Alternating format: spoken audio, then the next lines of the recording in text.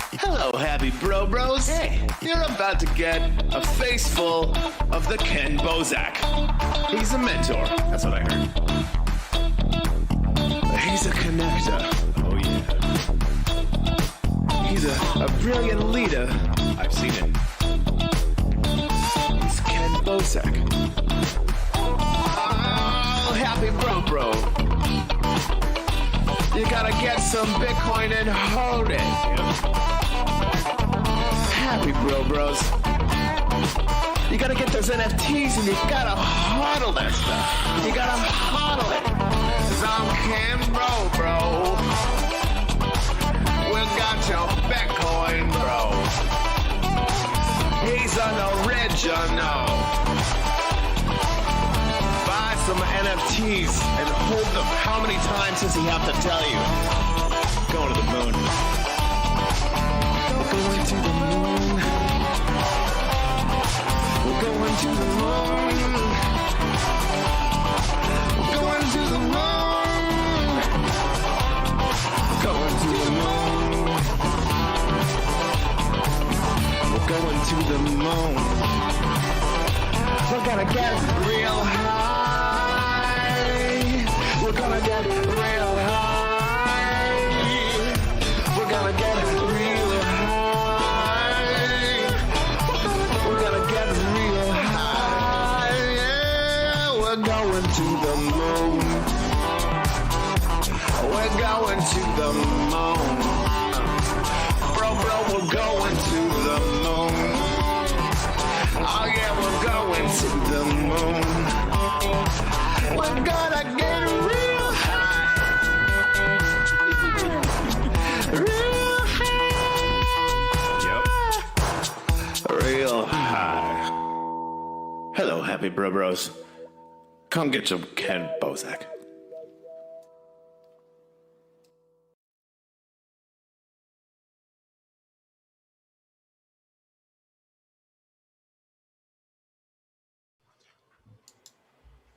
And we're live, bros.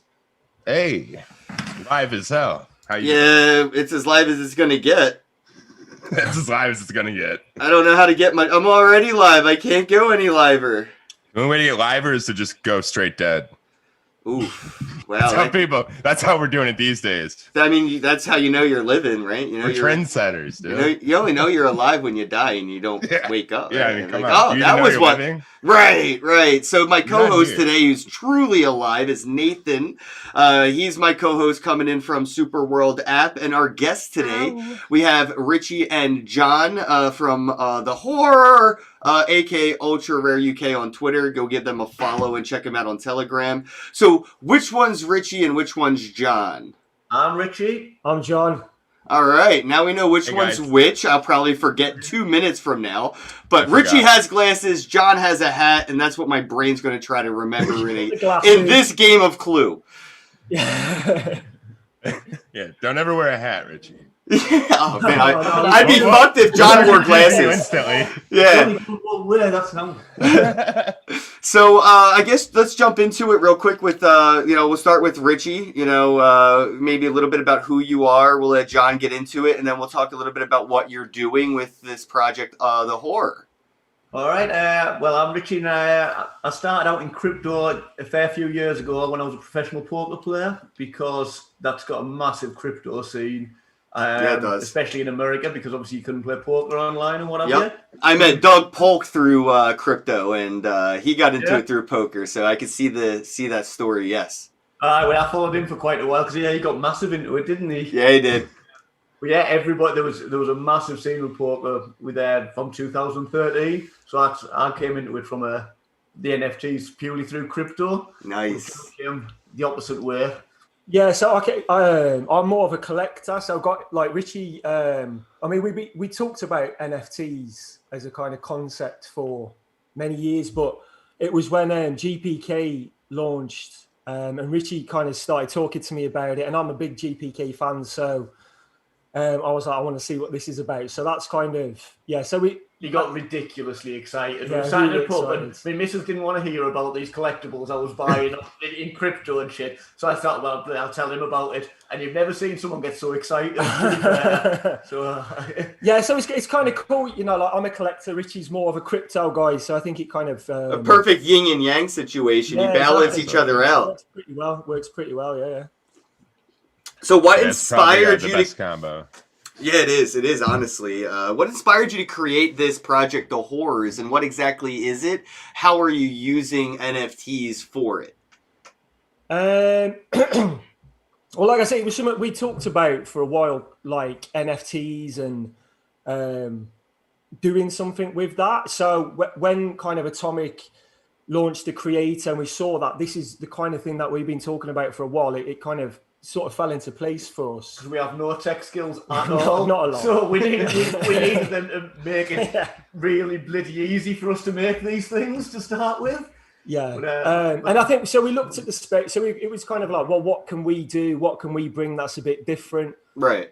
We looked at the space and looked at kind of what was there. I'm a massive horror guy, so and I felt like there was a kind of an opportunity for something a bit darker, a bit more adult kind of thing, and gruesome. yeah, Gruesome, right. Everything seems so PG Gruesome. friendly on the blockchain these days. Everything's cute. Yeah, it is. It's all crypto kitties and cuteness. So the All Horrors my was stuff's about it love. was very refreshing. Oh yeah, I mean, to be fair, we're all about love, but you know, it's sort of Yeah, because you love horror. That's what people don't understand. These are all like love-related projects too. Everybody gets so caught up in the imagery and the darkness and the lightness, and a lot of this stuff comes from the same place. You know. yeah, 100%. So Yeah. no, we think even like in the darkness of the horrors, there's a lot of joy and I think, you know, A bit of lot- comedy Yeah. for it. yeah. But yeah, so yeah, I'm a big horror guy. So it just kind of made sense for us to go down that. Yeah, we found a quality artist as well, and he turned out he had a lot of horror knowledge as well. So once them two got working together on the vision for it, Yeah, that was one of the things as well. Kind of like the art style, we felt again, kind of like just the black and white felt quite like a bold choice that we hadn't seen. So it was just everything we were trying to do was. That's just what kind of stands out to me too, though, the black and white. To be honest, Nathan knows that too. I love black and Loves white. black and white art. I really Yeah, do, well, and it's hard to It- find it- black it's and white kind of like, NFTs. It's a bit hit and miss. I think some people either love it or they, you know. So it was kind of like it just felt like a bold choice that we knew wouldn't be for everybody, but. yeah. But there's a lot of cartoony stuff out there Yeah. already. Well, I as could see a horrors coloring book with the collection of art that you've created because my mind gets to fill in That's those cool. lines with color every time I look at the NFT. You You're know, a my mind doesn't always see the same image as somebody else when they're looking at a black and white image because it's left up to you and your creativity and your interpretation to fill that in. So I think black and white, you know, it may appeal to people that are more thinkers when it comes to art. Color usually is just, you know, a stimulator for serotonin when people look at bright art. Yeah. But when you look at black and white art, it triggers a different part of the brain and really makes you think. And that brings you into the art and makes you not so much a viewer, but an artist as well, just from observing the art. Yeah, it's a really cool way to look at it. I think, yeah. So yeah, when horror coloring book, and When horror color. I won a physical coloring book that comes with an No, NFT. on the website. We'll get that Noted. straight out to you. What would you say is your most dominant influence when it comes to the horror stuff that you're creating?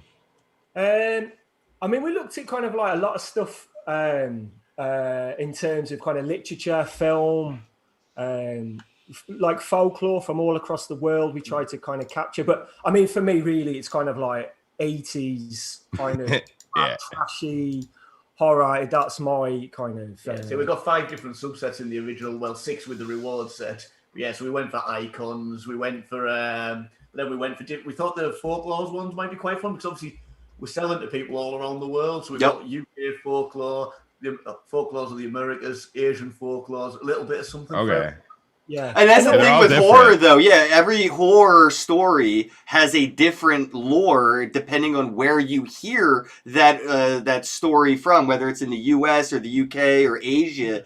You know, the boogeyman always has a different background story, but it always Yep. turns out to be the same boogeyman, right? So I compare it to food flavors usually. There's always a different flavor depending on what region you're in, and that's kind of the way it goes with the same stories that you hear.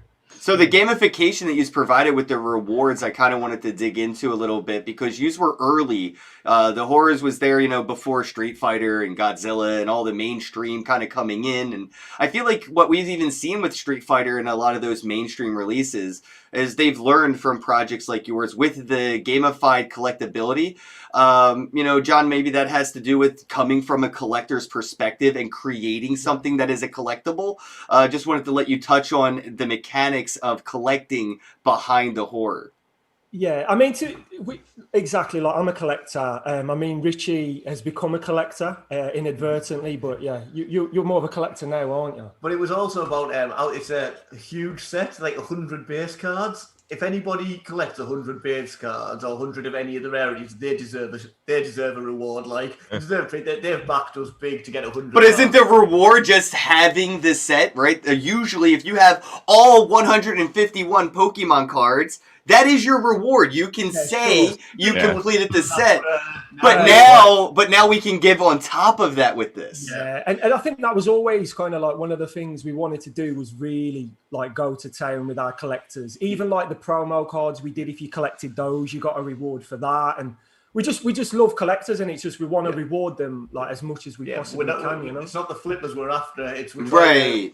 They'll get the reward if things tend to be good and if people like them. But it's the collectors we care about. Yeah. If you get people collecting your stuff and loving your stuff, they're the ones that should get the reward. And we wanted the rewards we gave away were like on a scale that I haven't seen with any other project, and that was important to us as well. It was kind of like it was a big challenge, though. I will give you that. Exactly. So it deserved a big reward, you know. Yeah, so you got 20 cards, and to be honest, the Lovecraftian set which we gave away, from a biased point of view, they were the better set than for my personal favourite. The Lovecraft set were the best of the whole bunch. Arguably one of them, yeah. Sure. Although other people have got other opinions. I've just seen my community, bunch of people, you know, through the past couple of weeks while you were doing that, really get engaged with it, just talking to each other. And it wasn't flipper talk, right? Like flipping to make it was collecting and trading. They were like, oh, I have 3 of these, you have 2 of those. And they were like hunting down people's accounts. They were like, look, you have like 10 of these. Can you sell some of them, please, or trade me? And I'm just like watching people do like CSI NFT, and so you really did start something really fun for your community. I think you made the NFT collectibles the game itself, and it didn't have to overly complicate the Horrors collection by making a game like Call of Duty for your NFTs. Collecting the NFTs is the game, and it was so simple that it's beautiful. Yeah. Well, I mean, that was one of the things, wasn't it? We kind of like, when you're a kid and you're on the playground with your mates, swapping the cards, and I've got this, you got that. We wanted to capture some of that, and I think that we did. We were in the community trading with people and swapping cards and stuff, and so I think that, like, kind of led by example in that way, didn't we? It only takes a few people to really jump on this as well, and then everybody did as well. There was people just putting up lists of cards that they were missing. Yeah, it was and great. People there was a lot of people giving them away to complete strangers, just trying to get people to complete sets. Yeah, because I think people realise how difficult it especially like now, people coming into our group now, kind of trying to collect. Everyone's like, well, I feel a bit sorry for you, so we'll everybody chips in, gets them on their way, kind of thing. It is a challenge. Like. It was a challenge. Yeah. Now, if you try and buy a base set, there's just some cards. Well, you nailed it with the scarcity. You didn't do what a lot of projects did, and I feel like maybe you probably learned from projects before yours, as projects have learned from yours after you. That scarcity was key to this, and not having a surplus of mint issues, and kind of keeping it low capped, because projects that come into this space today, I think they'll make 100,000 NFTs of one thing, and they don't even have 100 people that know they exist, and that it's like really stabbing themselves in the foot. But what you've done with the scarcity when you just launched was pretty thought out. I don't know, was that something that you gauged with your community's level of interest, how many active people you have, and then did that apply? Planning that we talked about all sorts of different numbers with it, but we called ourselves ultra rare. You can't call yourself ultra rare and then produce 200,000 cards, can you? Absolutely. Big brain. Yeah. But yeah, no. No, it was thorough kind of. Yeah, we really considered every aspect of it. Yeah. Even the base cards. The base cards, the maximum of 250, and they're the most common. So you can get yourself a base set. We wanted one set that you could get a hold of, but then after that, to be fair, that's for a base set. It's probably a bit too rare, but yeah. But other than that, we've got the ultra rares. We've only got on average like 6 a piece, and everywhere from 6 to 250. Yeah. But, I mean, it was just. I think for us, it was kind of, just wanting to give real value for money to people. You buy our cards, you get, and it's worth what you're paying for it. And I think we've done that. And I think we will grow kind of organically. Our community's over doubled since our first. Yeah, your community will grow, and then your collection will grow with it in scale exactly. with your that's community. Always our kind of plan to grow with our community. I see a lot of projects. Their projects are way grown beyond their community to the point it's intimidating to even join it. You feel it feels impossible. To even keep up. They're not only do they have 200,000 of one NFT, but they have 200,000 NFTs that they have 200,000 versions of, and. So I do implore more projects, and I encourage them hard to just think scarcity. But I think that, that low-hanging fruit potential of like a big payday on selling out of 200,000 NFTs, of 200,000 issues of each, and it's too, it's too bright, too fresh, and people just rush for it. But I think, projects like yourselves, maybe Rich or John, maybe you could touch on this, is the secondary commission fees, I believe, take care of projects enough to the point they don't have to really worry about that, launch sellout momentum or listing things for such a high price when they sell. They can give wiggle room to the secondary market because they can live off of those secondary sales. So if you provide a chance for your secondary market to breathe, you can, earn from that. And I think projects are missing out on the potential of the commission fees and focus too much on the initial sales. I'm curious if you could touch on that for people listening. The secondary sales, they're an added bonus, definitely, at the end of it.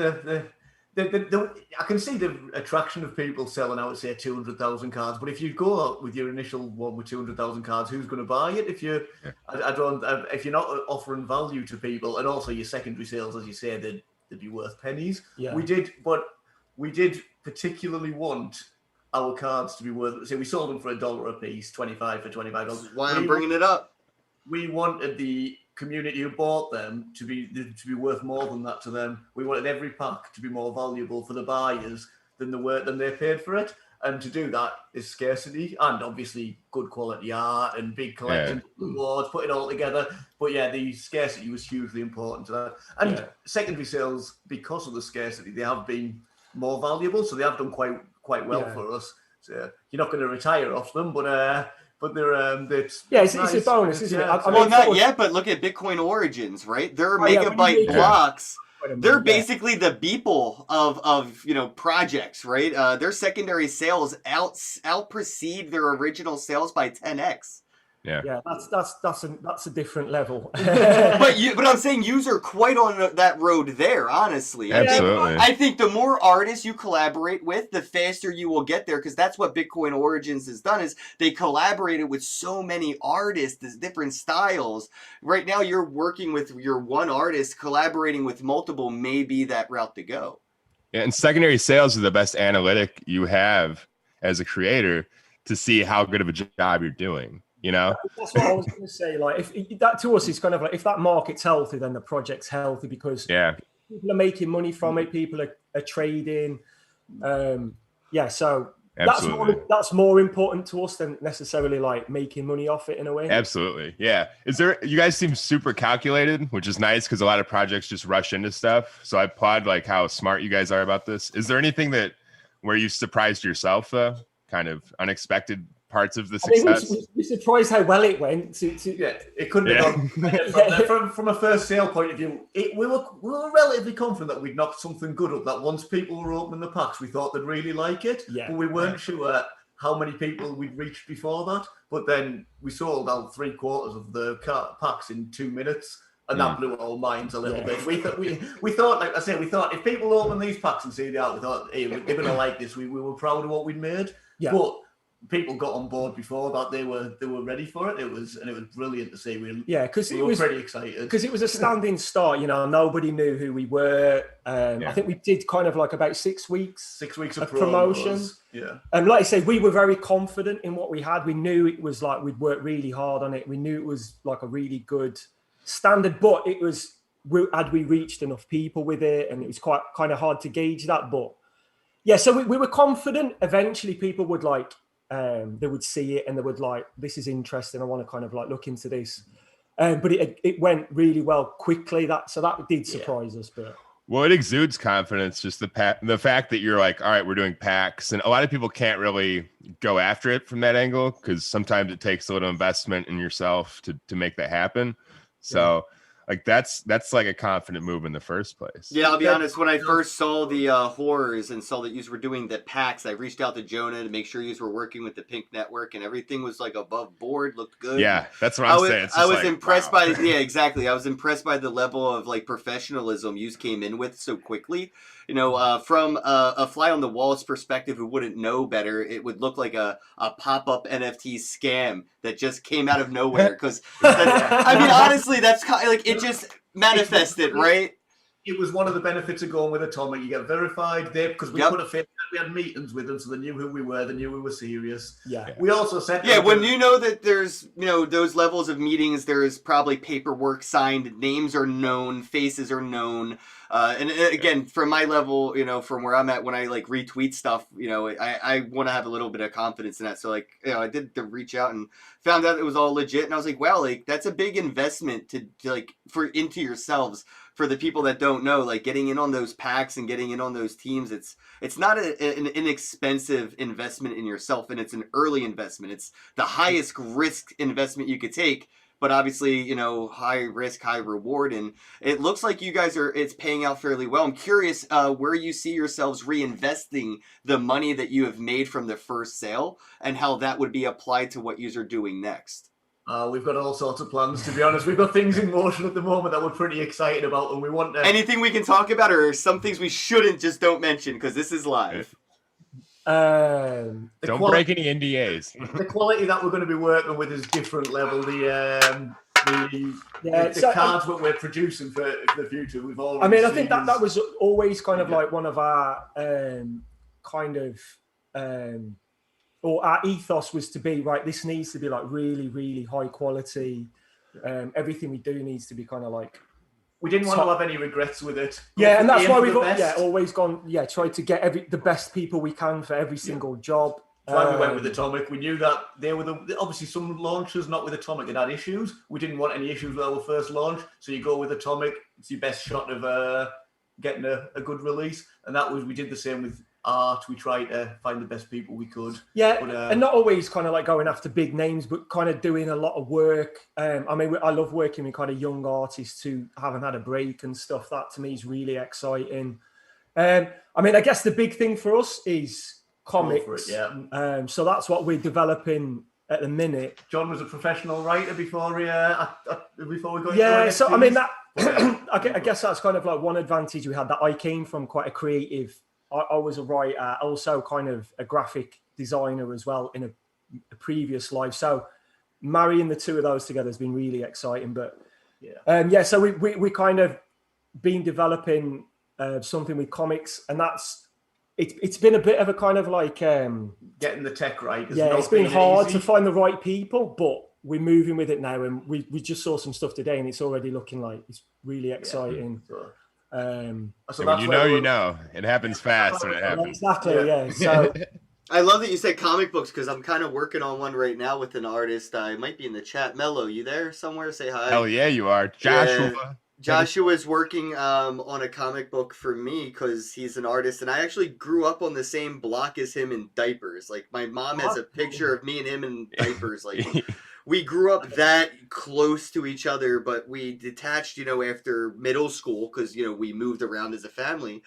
Didn't talk for fucking like 20-something years, and now he's into NFTs. He's an artist, and his art's all over the world now as NFTs, and he's working on a comic book for me, which I'm pretty excited for. So maybe I could talk to you, John, about how to make that physical, because right now I'm looking at things on Etsy and things on Fiverr, so I could send them the PDF to make it a physical comic book. But I just want to get one physical comic made for the person who buys mint number 1 of the comic.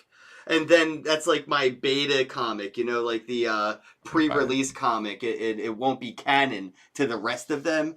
But yeah, I'm definitely working on something very similar. So that would be pretty cool to have like a horrors collab with the Bitcoin Bro somewhere getting murdered by like fucking Freddy. Sounds good to me. Oh, we're doing this. We do love a collab, so. Dude, that would be so epic. I could totally see how our comics could have like a collab where like half the stories on my comic, half the stories in yours, and I'm just getting murdered by like, Freddy Krueger and like Bitcoin nightmares. It's not going to end well. It's not. No, I could see some crypto kitties coming to kill me with some razor blades or something. It would be badass, man. It would definitely be horrible. And it's like the American Werewolf in London type of vibe. So will these comics be something that people will acquire by buying an NFT, or will you do something where you have to collect certain ones and then you can redeem? Maybe that's the thing. We won't go in too much. Okay.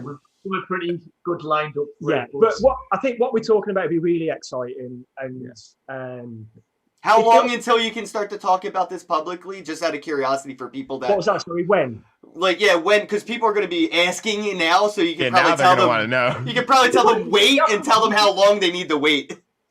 Probably it's going to be around summertime. Get us on in a couple of months' time. Okay. Yeah. All right, so yeah, don't be in a rush for any more details on that, because I know I'm holding myself back now until, summertime now, at least. I know what you did this what's summer. up, Joe Exotic? How goes it to my Hexicans out there? I said, what's going on, fellas? Appreciate it. Vinny said, I got 2 horror packs. There you go, bro. Somebody said we froze, but I think that's on your end, because I'm watching it on my phone, multiple phones, and all the live streams look That's good. a lot of phones. Yeah, you're frozen, bro. Yeah, he's got so many phones. So if I don't have at least 2 out of 3 of these devices, I can't send any money anywhere at all, even if I wanted to. That's not good. I mean, that's some real 4FA shit, bro. Like... Yeah, when they say be your own bank, they don't mean like have. If I want to log into Google, I need 2 phones. I cannot log into Google with 1 device. If I don't have 2 out of 3, I cannot get into Google, which means nobody else should be able to either. That's true. If Google does their fucking job right. Yeah. So, I feel like there's something somebody could say to just like poke a hole in that. Oh, for sure, bro. Absolutely. I've definitely been hacked before. It's not fun. I think it was from an employee that worked at Google. Oh, yeah, dude. Anyway, yeah, I'll sidetrack us. Right. Let's not. I already got OK Google listening over here on this phone. They're already listening. Yeah, they're already listening, dude. They know I use the Google keyboard. They know every password I've ever typed in through my keyboard. Those little stars that show up to block the letters, that don't mean shit. That's security theater. I don't trust any of it, dude. Let's talk a little bit about that for projects that like yours. Are you using Anchor, multi-sig? I'm curious like how the projects are managing. We have independent people like myself. Some use the Wax Cloud Wallet using Anchor. Are projects using multi-sig, multiple accounts, things like that? We have a few different accounts because we've got Ultra Rare and Ultra Horrors. We tend to lean towards Anchor now. We didn't because we didn't have a clue about any of that stuff. But then once you started creating a lot of NFTs and we made a few sales, it made sense. Let's protect everything as much as we can. So yeah, that's why we moved over. I've seen some projects using Wax Cloud wallets, like myself, and I definitely, because I didn't know better, right? Like I was still wet behind the ears, playing around. A long time, but fair. So I do have a plan to start a store with another name, with my Anchor wallet being completely not Wax Clouded. But yeah, I started my collection with a Wax Cloud wallet. Therefore, it's a Wax Cloud collection. And, that makes me start to think about the potentials of like Mount Gox, except maybe it won't be Atomic Hub that would be vulnerable. It would be these independent projects that have exploits. Something even as big as Alien Worlds could have a mismanagement of keys, and then somebody at the wheel gets a hold of it and does malicious things like driving it into a wall. What can be done? So I think as a collector, I'm starting to do a level of due diligence that I would usually hold exchanges to or wallets to, but to individual projects to make sure that they're managing the project from a stance that wouldn't be vulnerable to a hack or a 1 out of 3 attack from a fucking mad employee at the team. Well, they froze. They did. See, that time they froze. Okay. So I did two-factor authorization straight after. Yeah. Because one person getting hacked, we all panicked. And then also somebody lost their keys as well, didn't they? Yeah. So I mean, it's complicated stuff, especially like when you've got people like me who just got no knowledge of this kind of stuff coming into it. I think people are going to be vulnerable, and anything that's really easy to use, like Wax Cloud Wallet, you've got to worry how safe is it, because the more complicated it is, obviously, the more you think it might be safer. But yeah. So we had a couple of horror stories already, haven't we? Somebody. That was a good pun. We've had some horror stories. Yo, it was so good he didn't even realize what he did there. I didn't even know until somebody pointed it out. Yeah. That was you're fucking getting brilliant. that for a long time. Anytime you make a horror joke, people are gonna be like, ah. Yeah. But it's so fun. The horror is kind of like, Is there anything that's like really on the horizon in terms of like gamification that everybody else is kind of doing, or you guys have can we any get plans Freddy and Jason to fight? Yeah.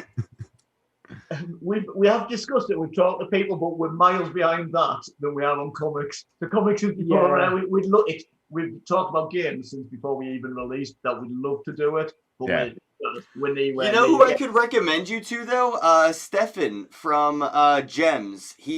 The project for his concept is called Van City.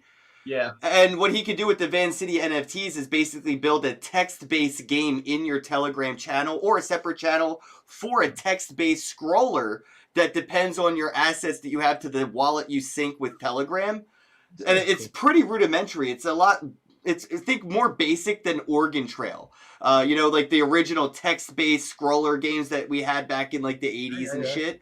But using NFTs to issue the commands. So if I had a Freddy and a Jason and somebody attacked me with a pinhead, I could retaliate with them. And so you could actually give like a power level and a damage level through Stefan, his project, his company's something Gems, .gems. And the concept is called Van City. And I know this because my bong is a weapon that you could kill zombies with.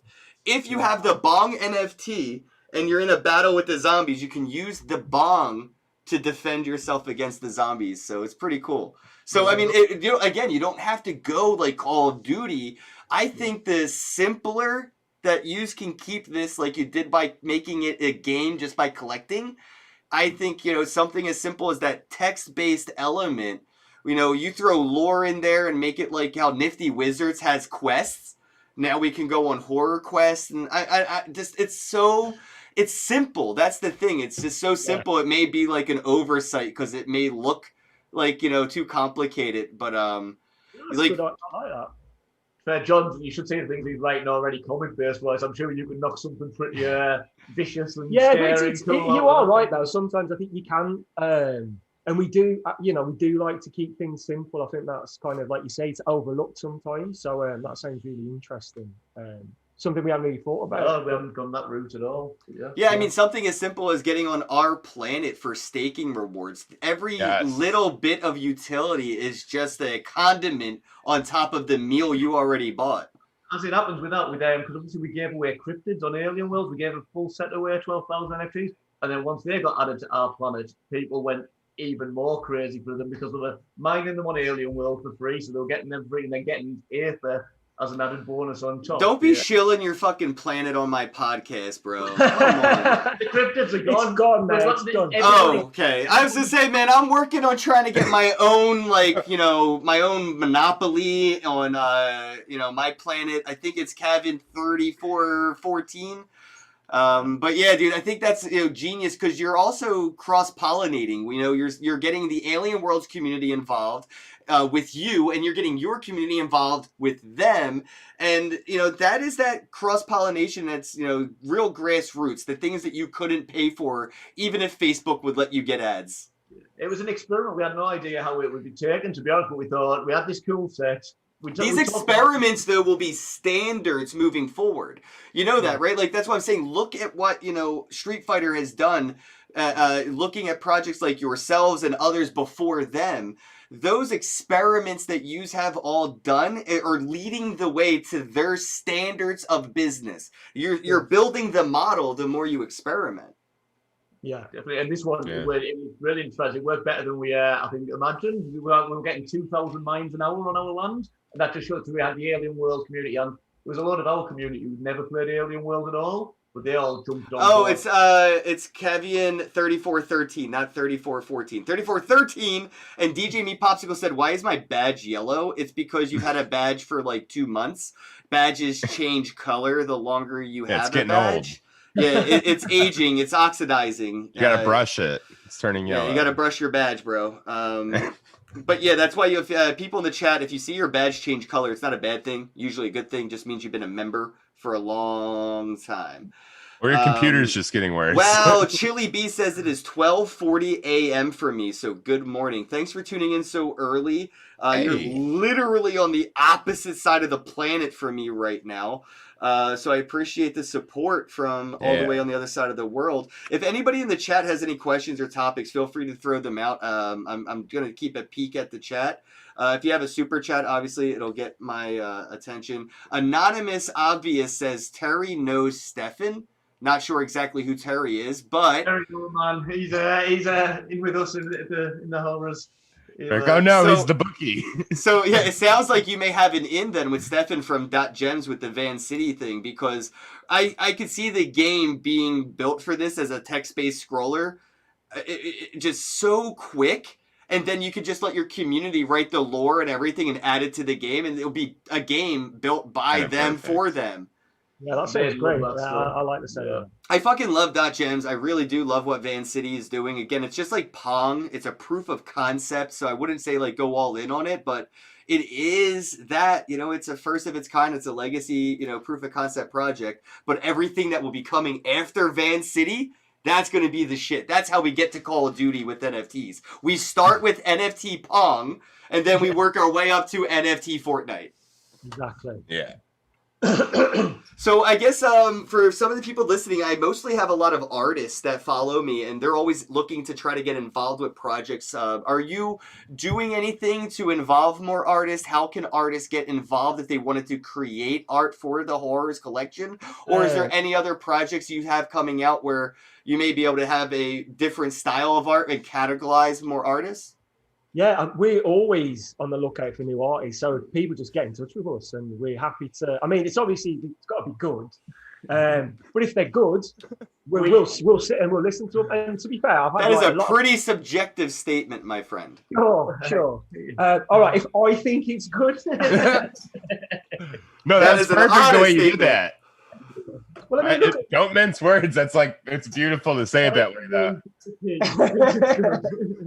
That's good. You don't want to give people false hope, and you also want to get what you want out of it. That's why I was like, dude, a lot of the art that I like, people are just like sitting here like, how much? Why would you spend? I'm like, because I like it. Like, but it's not even good. I'm like, what the fuck do you mean it's not? I like it. Of course, it's very subjective. I mean, but I think you if an artist and on par with the stuff you're doing. So if you're an artist, go check out Ultra Rare on Atomic Hub and the Horrors, and just maybe take a look at what they're already working with and see if that's aligned with your style or something you could work with. But we are also kind of open to other styles. We've got other ideas if we get the right artists for it. For sure. You send And your fans over to us with anyone with any talent. Yeah, and also I think we kind of like we're happy to help artists. Like we've collaborated with newer artists to give them some exposure. You know, like I understand what it's like to be a kind of like a creative starting out and how tough it is. So I have a lot of empathy with that. So yeah, we'll help people. We'll give them advice. If somebody's doing something that we love, and then who knows what we would do with those people. But we were talking about as well doing a project potentially with the community and lots of different artists. But that's just talk at the minute. But yeah, artists get in touch with us for sure. We do guest sets in the horrors. We had a separate artist who did 10 of the cards, and that's something that went down really well. So I get the feeling, no spoilers, but we will be doing other guest sets in the future. Yeah. So yeah, the more artists, the more talent. But yeah, just drop us a line. The more the merrier. Yeah, just drop us a line. We're always so listening. basically what you're saying is artists have to be less fucking timid and intimidated and actually knock on doors and let people know they're alive, they exist, and hey, I do art. Getting out. You've got to ask the question. And also, you kind of like, it depends. I mean, it depends how you approach as well. Like if somebody's like cool and they're like, I'm interested in this and this. If somebody just comes and they just bombard you with stuff. I'm the greatest of all time. You're missing out if you don't take me up on this. Yeah, I mean, there might be a bunch of new people watching the podcast right now, so I do see a lot of new names in the chat. If you see a QR code on the bottom of the screen right down there, see how it's there right now? There's a Horrors NFT and a QR code. If you scan that QR code with your phone, you'll be able to get a free NFT from the Horrors. This is not a paid promotion. I'm just giving away some NFTs I'm buying on the marketplace right now. But that's how easy it is to give away NFTs. I could just put a QR code on the screen. We got no QR code. Yeah, you fact us our confused faces. But yeah, no, I just picked up a few because I seen actually some of the scarcer ones are around $1. So I was like, all right, you suckers, I'll pick some up. There's still a few bargains to be had, I think. Definitely. Well, that's the thing though with Wax versus most other blockchains, especially Ethereum, is that we can do sub $1 NFTs and actually like not lose money on it. You're not saying you can make money, but you're not going to lose money, during gas fees and things like that. You can sell a 10 cent or a penny NFT or $1 NFT. So, that's a whole different game right now when you look at how the mainstream looks at NFTs. They do not know about the feasibility of Wax. They look at that infeasibility of Ethereum and go, wow, it's going to cost $50 to buy a $10 CryptoKitty. Like, why do people do this? Well, that's the thing. We wouldn't have been able to get set up on any other chain, really. Knocking out, putting 60,000 cards together for the start. It had to be on Wax, really. Yeah. Just for we could put. And also, it's hard to see how those other chains are kind of sustainable for, especially more people coming into it. It just, like people want it simple. I don't want to be paying fees to be buying things. I just think that's why Wax works. I think in terms of it just feels very simple for people. I think people are going to keep pushing for the next thing, and I think this is a good one that will actually stick around for a while. For the long haul.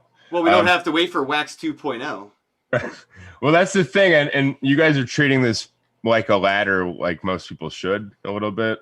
Like if you guys ever get like something crazy that you want as a one of one, and it's gonna go for a lot of money to charity at an auction or something, like that's an ETH type of thing to do. For sure.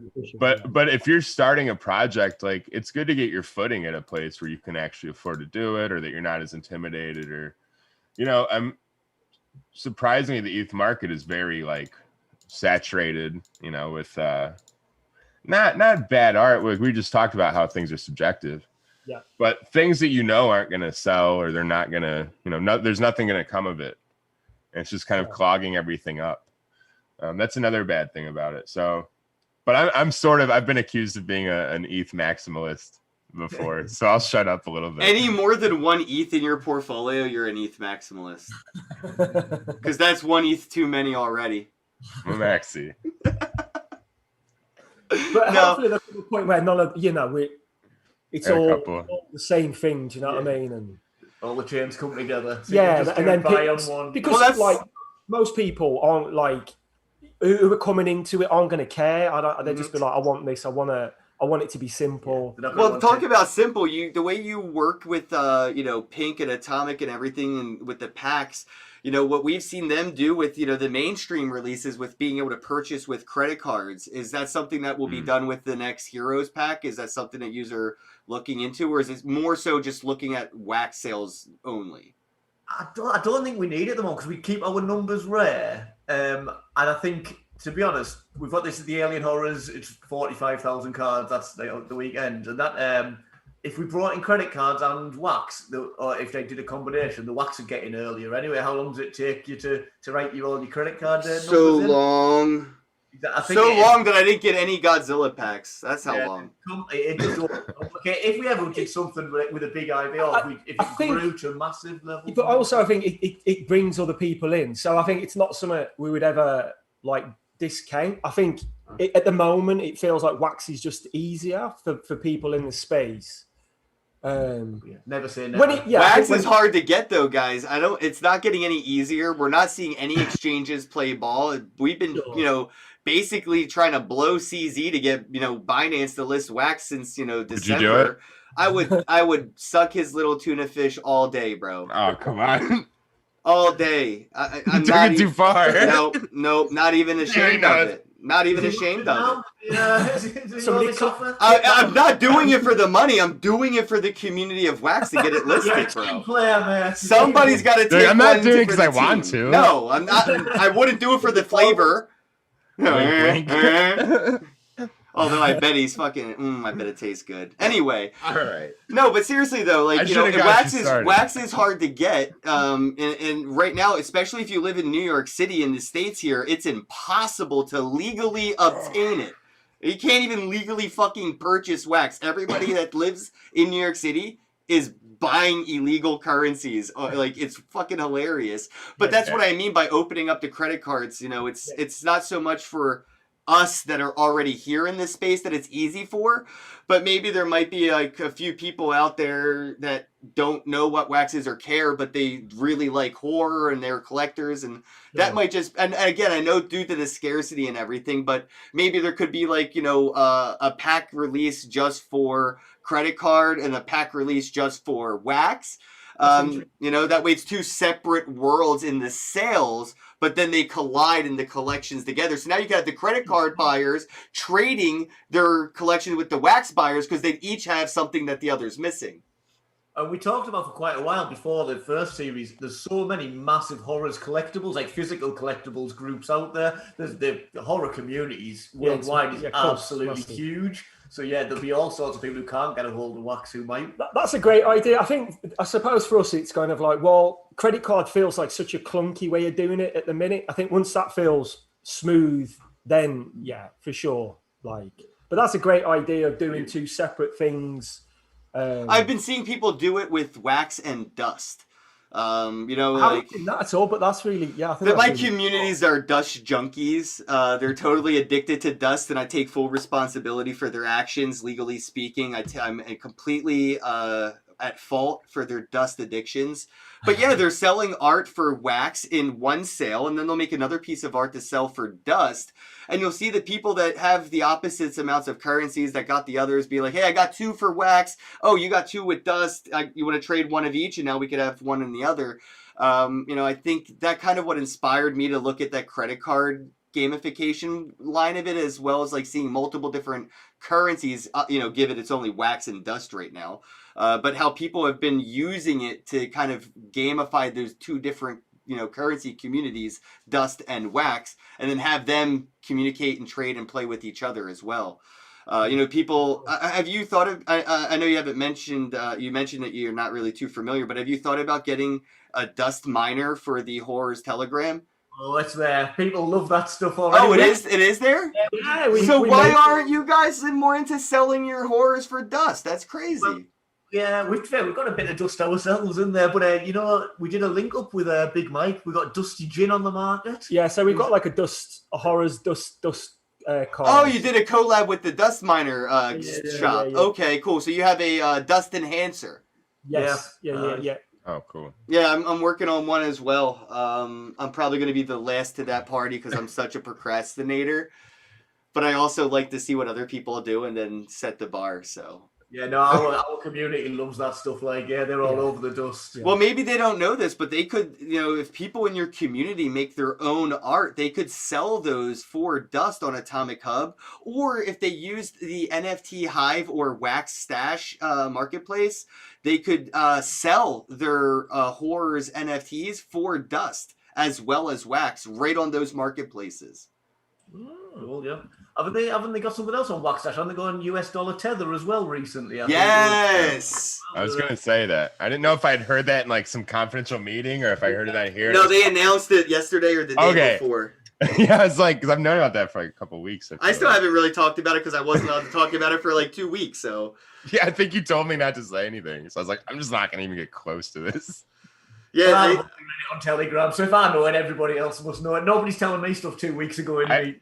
I heard this from like 5 different people too, so I was like, I wasn't sure if I was allowed to even talk yet. But that's so cool that they're adding options. Every platform's adding options. Before Wax will have purchases with Ethereum for Wax NFTs before OpenSea has Ethereum NFTs purchasable for Wax. Yeah, and you already see they've got an ETH bridge like on a lot of their wallets and stuff, so they've already created like the first stabs at interoperability. I feel like we should start calling it the NFT Underground Railroad because all these NFTs are going to take it from Ethereum to Wax like a tunnel to freedom.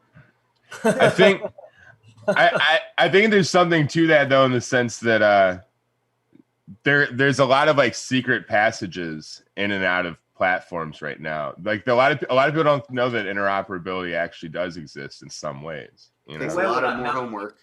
Yeah, but you actually have to know what you're doing a little bit. Yeah, For we're sure. hoping that when the masses come, it'll already be built for them.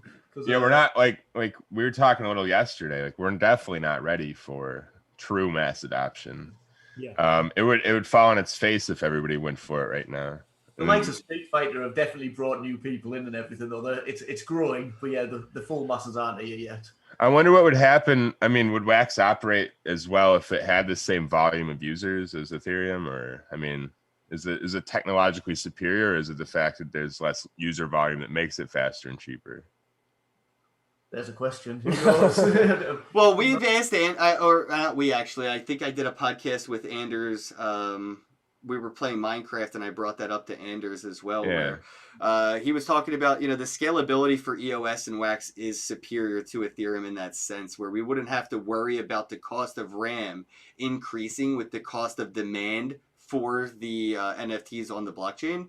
So I don't think we'd run into that like gas issue that Ethereum has with scaling.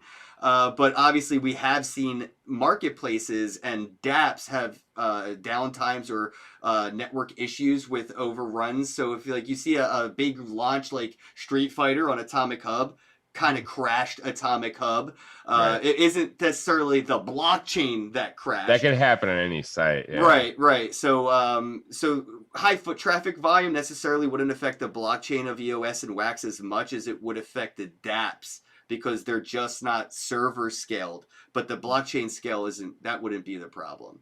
Atomic have been scaling up as well. We've been talking to them. They say they're very confident that now. Oh, they see the There's volume still that might only be like headed 4 there. employees there, though, right? Can we acknowledge the fact that Atomic Hub is like 4 employees that are seriously kicking ass right now? It's so Could you cool to imagine if they got to 100 employees as a company? Some companies are Fucking a lot dangerous. of businesses are better with less people running them. That's true. That's what I mean. They're dangerous because there's only 4 of them. There's or not really. You know what I mean, though. Like I'm exaggerating for You're being dramatic facetious, effect, right? but Facetious as fuck. But what I'm saying is their team is so small that they can do so much so fast.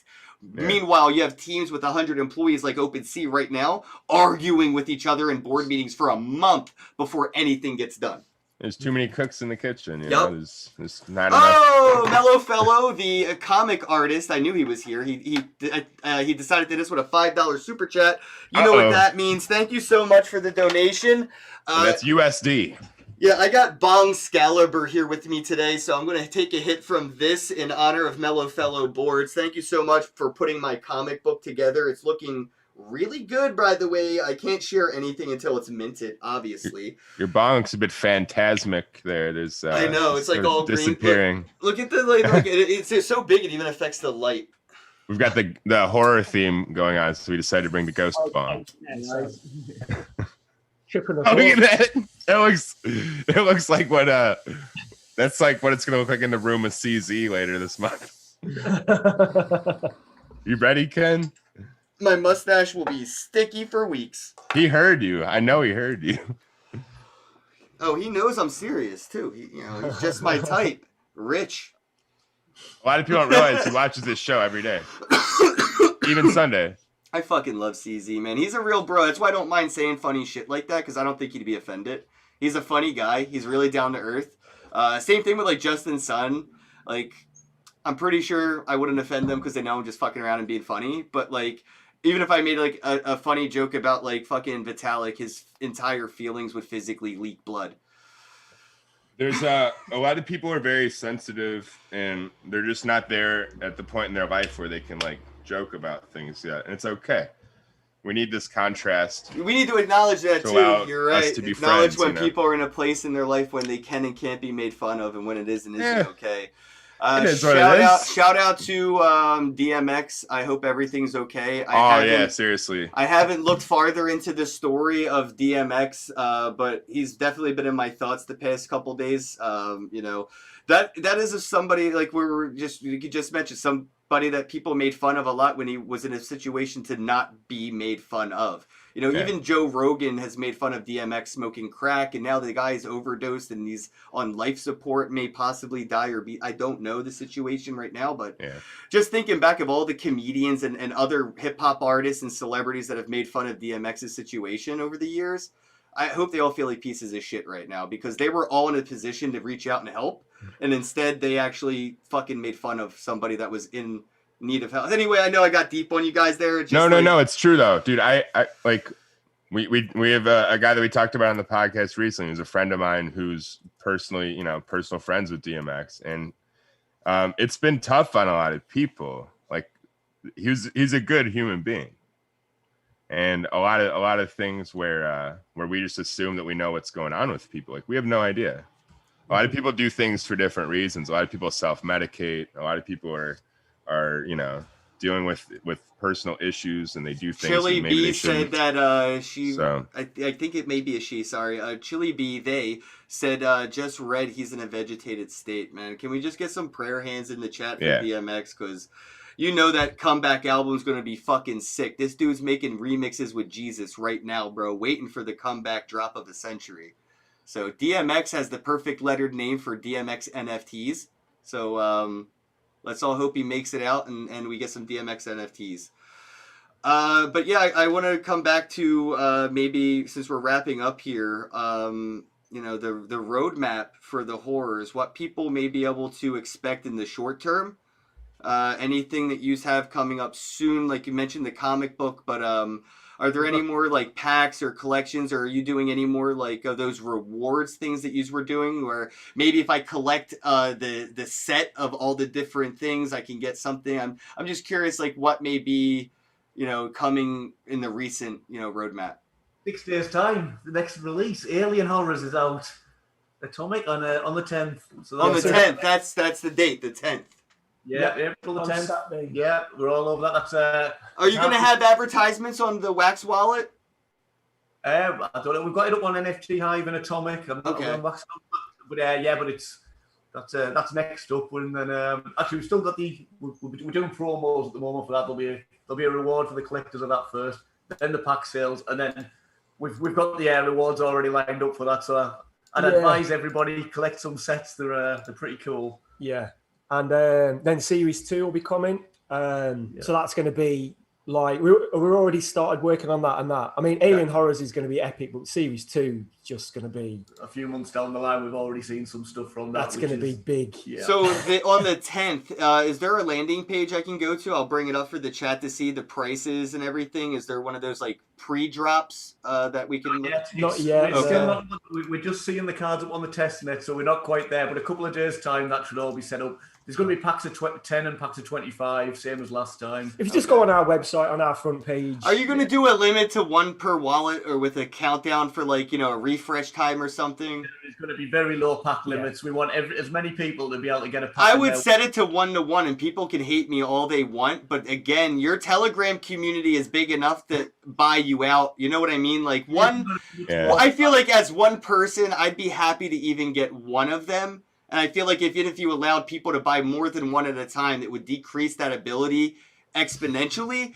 And even if everybody can get one at a time, it will guarantee the secondary market will breathe, because I'll tell you right now, and I know that John can agree, as a collector, I'm going to want to buy a pack to keep, and I'm going to want to buy a pack to open. So the only way to buy two packs now is to buy one from somebody who bought one. And one to sell. I buy Magic. When I used to buy Magic cards and basketball cards, those are my two things. And I would always buy 3, because then I would keep a pack of each series that came out. Open one, sell one for later. Yeah, well, I've got a lot of them in the chat. He said Cartoons didn't do this, and that's why I mentioned it. The whales did kind of hurt the cartoons. We wouldn't get away with that. As they've been on us for years. We started off we maybe have X amount, like not that level, but say you could buy 8 or 9 packs. Now we're going way low. We've listened to people. We want as many people to get a pack. It's hard, isn't it? It's a balancing act. So yeah, it's kind of hard to know what the right number is, but yeah, it's going to be low, very low. Yeah, but we just one pack might be too low. I don't know. Yeah. It's not though, and you know it. It's not. Cool down anyway, so even if you set it to 1 pack per person with a 1-minute refresh, I bet they all sell out within that 1 minute before it refreshes for somebody to buy 2. Yeah, I mean, to be fair, That's actually smart. And then I'll have to buy it from the secondary market, and the only people that can be scalpers are up to 1 per person. So you can't have one guy being a scalper of 10 packs. Scalpers are the ones with multi-accounts. They're the ones who will buy. Like, if you're good collectors, they don't have 5, 10 different accounts. We saw with the Alien Worlds one we had people with 20 different accounts as mine now land constantly. The scalpers and the flippers, they're the ones who would set up 10 accounts to buy 10 1-packs. While you're good collectors and people in our community. I know Atomic's working on an IP fix for this, so I hope that comes out soon, because I know there's going to be an IP fix for that. Right. We were obviously they'll use VPNs, but with the delay of internet connection through the VPN on those IP, what do they call anti-cheats? With those anti-cheats for the IP blockers, the delay, it's as good as you can get. But yeah, you're right. The game theory is still there, where people will just have 10 wallets and buy 10 packs. And supposedly the capture slows the bots down to make it more competitive, at least for real people. Well, have you thought of whitelisting? Because the thing that I think a lot of projects are missing out on is what, and I do hold that the NBA Top Shot, Dapper Labs, to a high pedigree, and their IQ is above 9,000 the way they play. Where you RSVP for a ticket, right? You're just getting in line, and when you get in line, you get a random number, so you can't just get in line and you're the first person in line. You may be the first person to get in line and get put in 1,000th place, and then they whitelist the wallets for purchasing the packs in that order. I feel like there could be a cool thing that you guys might be able to do along those routes of being able to whitelist wallets and make sure that people aren't just setting up multiple buy accounts. Yeah, we've discussed these things as well, because we want our community, our especially loyal members, to be able to get all the packs. But we don't want to exclude people, and there are people who haven't bought packs from the first series who are big parts of our community now and can't wait to get their first packs. So we don't want to just like whitelist people who collected the first series. Yeah, But we want it to be accessible to new people. and also, but at the yeah, same time, it's difficult, isn't it? I mean, we That could is interesting though, because if you set it up to where the people that were your first buyers could only be your next buyers, they would become your retail sellers. That would be like having a franchise of Magic the Gathering stores, because now all your first buyers are your second distributors. I want everybody to have a shot at it. I want to be all inclusive. Well, they will. They'll have a shot at it from the first buyers who are secondary market selling. One of the reasons we're lowering the limit is because some people bought 40 packs, never cracked a pack, and just sold. Yes.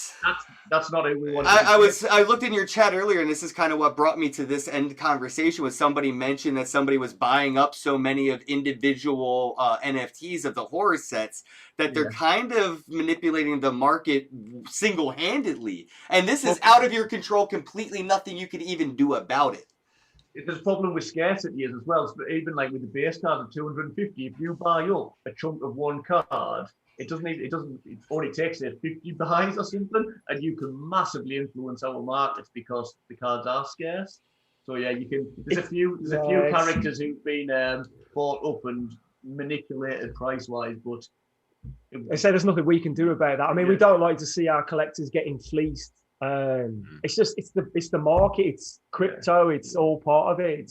The only way we could do that is print 1,000 of these cards. Well, no, it's up to your community, and this is why I want to give them this chance to hear some advice. Do what we have seen the gamers do with the scalpers that bought all the Xboxes and all the PlayStations.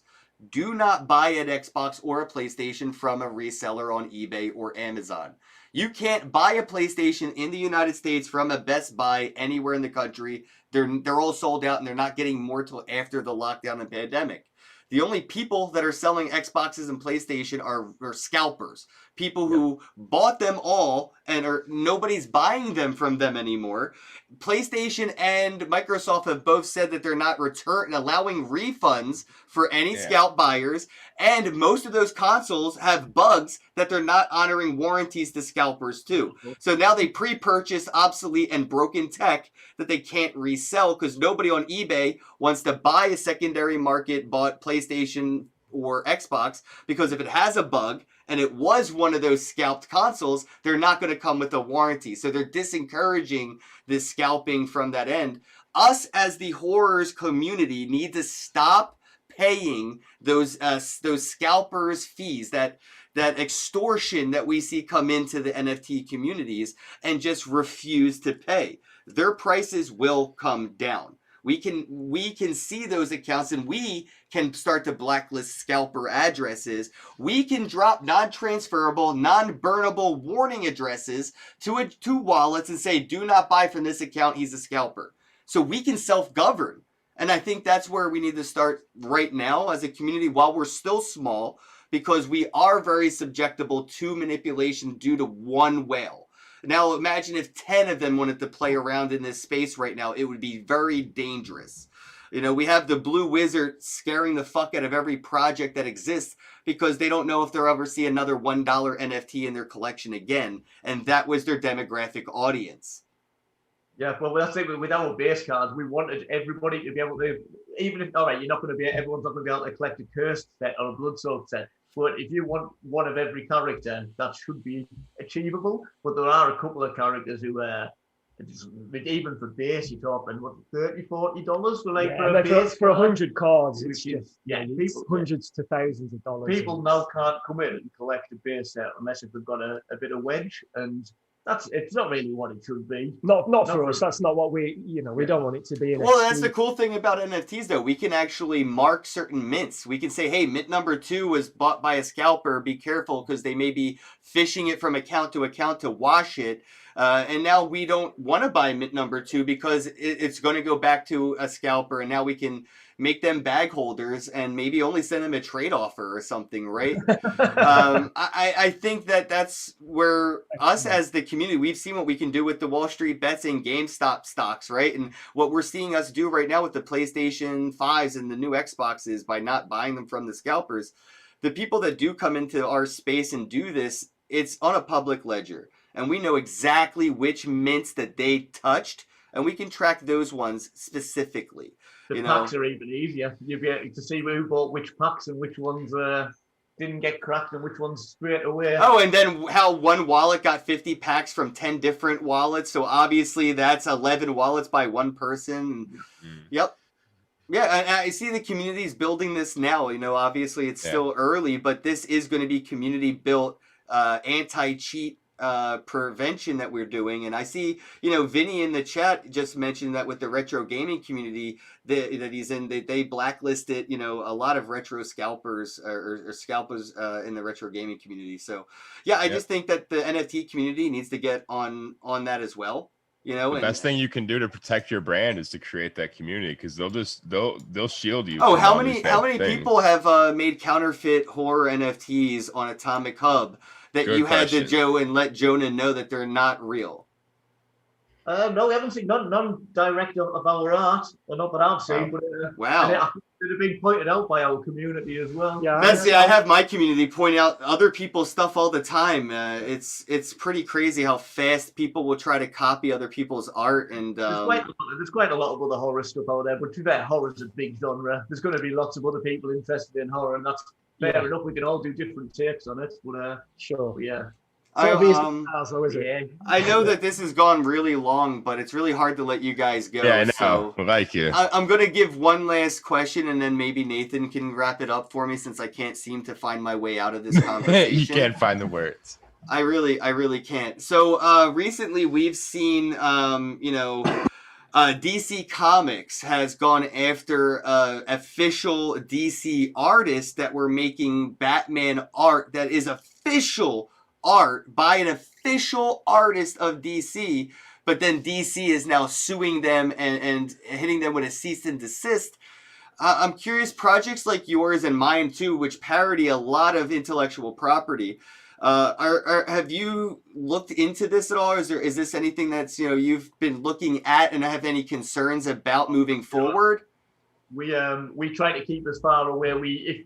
Yeah, I mean, we're very careful that that we don't infringe on other properties. I mean, I think obviously certain things are inspired by, but there again, DC characters were inspired by something else. So you can't own everything. You can't own concepts. We make sure that the art is, even if it's inspired, it is different. Yeah. We don't.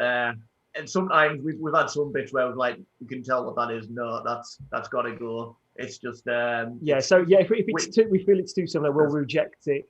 We're probably overly careful, to be honest. We look at things and we think, we don't need it. We just keep our distance from it wherever we can. Yeah, I mean, I do think what we're doing as well is kind of like recontextualizing things, and it is kind, parody and that thing as well. So we feel that we're pretty insulated from it. But yeah, it's a bit of a minefield. I see some projects, and I think if people kind of see some of that art, they're going to get in trouble for that. There's something. I feel like we're at the Napster era of NFTs right now, where we're breaking laws that don't even exist yet, and the Wild West. could.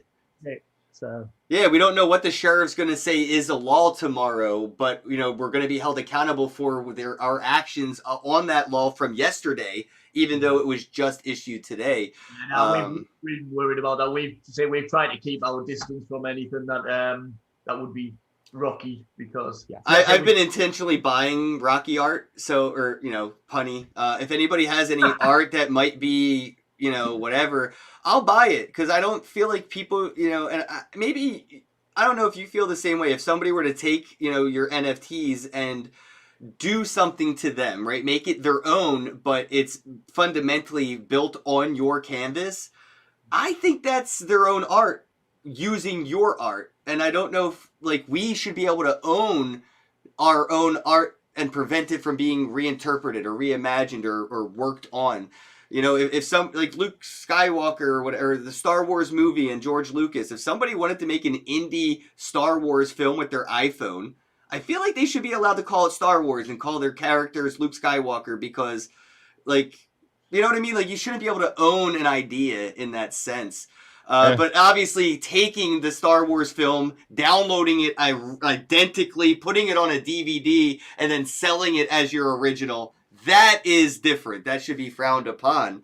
But I Right. think reimagining should probably be more encouraged, because you'd probably have a lot of artists taking your art, giving it their own animations or color, because being black and white, like I mentioned, there's a lot of gamification that other artists could take your art, add their own color to it. Maybe it's unofficial, but then one day you could whitelist it as an official collaboration. Or I'm just curious, like, what your thoughts are on people like using your work to create their own, not copy and pasting, but working on top of it, like sort of what Beeple is doing with like Winnie the Pooh and Buzz Lightyear in the Beeple art. It's just technically illegal, but he's doing it anyway. It's interesting. No, it's not something we've massively talked about, because it's pretty cool that people might want to for a start.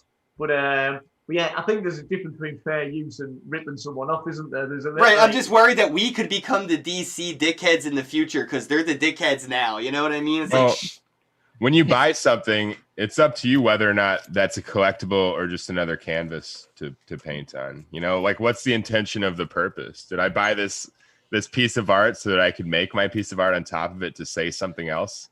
Or, you know, did I buy it to hang up in my living room? if somebody So, bought the Mona Lisa and made her smile, I'd appreciate that. what if somebody, yeah, like, what if it's bothered somebody their whole life, and their artistic expression that they thought they could deliver to the world is to put a smile on her face, or frown, Or like frown, bigger a teardrop, like a gangster tattooed teardrop It's- on the yeah, Mona Lisa. If it's you own it, pretty you neutral should be able to now. add to it, right? Or Yeah. or draw your own Mona Lisa with a smile on her face with a teardrop tattoo, and you should still be allowed to sell that, right, as a Mona Lisa teardrop, right? Well, that's the point of Brilliant. I think that's genius. People will be all over that. The Mona Lisa collection. Yeah. different versions of the Mona Lisa. Somebody go for Seen it. that, to be fair. Well, GPK's got Mona Lisa, haven't Yeah, they? I guess, GPK yeah, season 2, totally. yeah. Yeah. They've got one of them. Yeah, they had the Garbage Pail Kids, actually, when I was looking into them when they got into NFTs, and I know John's already aware of this, their lawsuit with the Garbage Pail Kids was fucking ingenious. Like, the amount of effort Garbage Pail Kids went through to to get sued by the Cabbage Patch, and like, that battle was so insane that their first series is so, like, you know what I mean, desirable, because they can't recreate that art because it was too similar to the Cabbage Patch Kid art.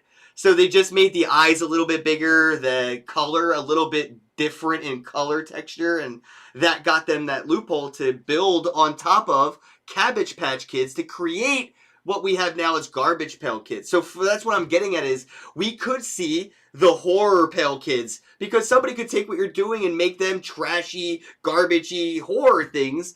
And- Ourselves, Yeah, I know. I just see people in the chat, they had the same thought. Like, I wonder how people think about taking a piece of art and building on. Personally, if you take anything of mine and make it your own, as long as you're doing something to it and doing, you know, labor to it and making it your own, I don't have any problem with it. And I don't have any problem with anybody using my likeness or my name on any, as long as it doesn't say like, oh, this is official collab, like Lil Nas X and Nike, you know, with the human blood inside the shoe. I don't know if you heard about that in the UK. a little different. Oh yeah, they heard about it. Okay. There's quite a bit of blood in ours. It's